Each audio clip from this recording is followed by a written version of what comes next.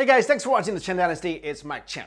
China is one of the most ancient civilizations on Earth, and religious practices in this country date back to more than 7,000 years. And today, Chinese religion has become a complex combination of folk religion, the three main religions of Buddhism, Taoism, and Confucianism, and the anti-religious sentiment of the Communist doctrine. Hence, the term Chinese religion, as we know it, now refers to a diverse and complex collection of many traditions and beliefs. And in order for us to understand the modern expression of Chinese religion, it becomes necessary for us to learn how and when various religions formed and reigned supreme, and how much they developed and influenced Chinese civilization throughout its long history. So let's start with Neolithic China. Contemporary Chinese religion is the product of continuous historical developments from prehistoric times. In that period, the area of present-day China was inhabited by a large number of tribal groups that eventually developed agriculture, and archaeological records indicates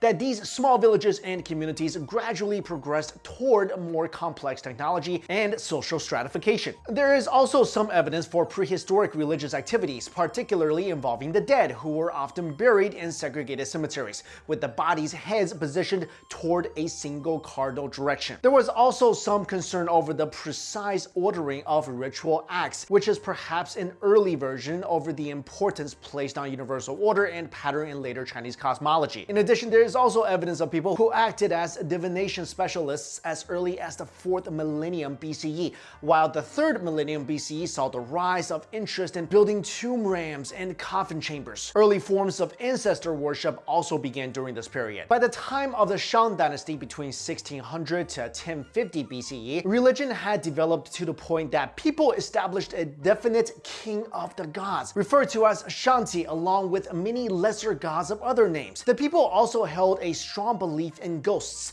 proven by evidence in the form of amulets and charms in the written ghost stories during this time, which are considered to be among the earliest form of Chinese literature. Divination also became a significant part of Chinese religious beliefs during the Shang dynasty, with some individuals performing mystical and psychic abilities by telling another person's future through oracle bones. As we move to the Zhou dynasty between 1046 and 256 BCE, various regions of China started to become more unified, turning into a single civilization. At the same time, religious ideas from different regions of the area interacted with each other and began to assimilate. Both commoners and the elite believed in gods, ghosts, ancestors, and omens, and they practiced divination, sacrifice, and exorcism. Zhou ancestors were believed to live in a celestial court presided over by the Zhou high god Tian. It was also during the Zhou dynasty that the concept of the mandate of heaven was developed, and this civilization also eventually gave way to the teachings of Confucius, whose teachings emphasized virtue, humanity, the value of social relationships, and just leadership. In the time of the Qin dynasty between 221 and 206 BCE, the Emperor Qin Shi Huang became infamous for his suppression of religion and other philosophical perspectives. During his reign, legalism was the state philosophy of the Qin government, and the citizens were subjected to harsh penalties for violating even minor laws. Though he suppressed his people's religious beliefs, he himself was obsessed in conquering death by searching for the key to achieving immortality. However, he failed because he died in 210 BCE while searching for immortality on a tour through his kingdom. The Han dynasty between 206 BCE and 220 CE was the first dynasty in China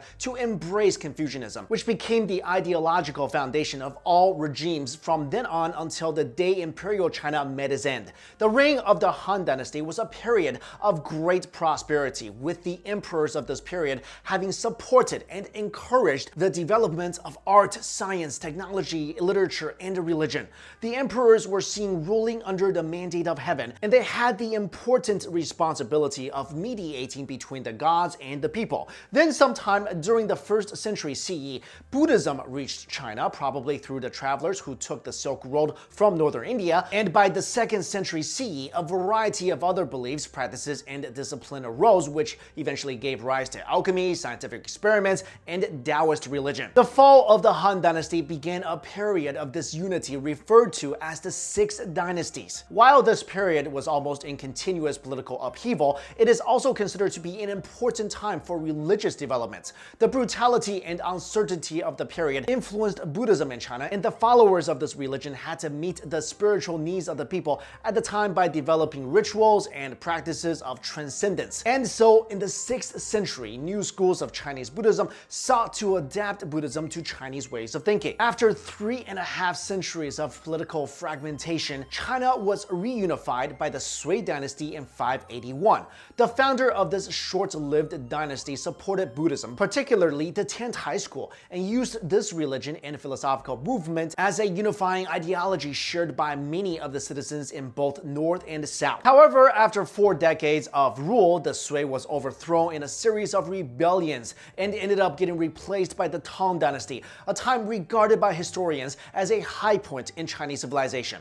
The royal family of this dynasty officially supported Taoism because of their claim that they were descended from Laozi. However, Buddhism also enjoyed great favor and imperial patronage throughout the period. The Tiantai, Chan, and Pure Land schools of Buddhism continued to rise in popularity, and many monasteries and temples were built during this time. After this was a period of instability known as the 5 Dynasties and 10 Kingdoms, during which the Song dynasty rose to rule China. Song intellectuals sought answers to philosophical and political inquiries in the Confucian classics, and this renewed interest in the Confucian ideals arose alongside the decline of Buddhism. The Song Neo-Confucian philosophers found a certain purity in the originality of the ancient classical texts and wrote commentaries about them. However, the rigidity of the state's official creed and philosophy led to the inhibition of societal development in pre-modern China. After the fall of the Song dynasty, the Mongols conquered North China and established the Yuan dynasty in the 13th century. They did not attempt to impose their religion, which consisted of a cult of heaven as well as nature and shamanistic practices on the Chinese people. And so the existing 3 religions in China enjoyed comparative freedom under these foreign rulers. It was also during the Yuan dynasty that a large number of Muslim people were brought in to help in the administration of China. It was in this period that Islam spread all over the empire, establishing major population bases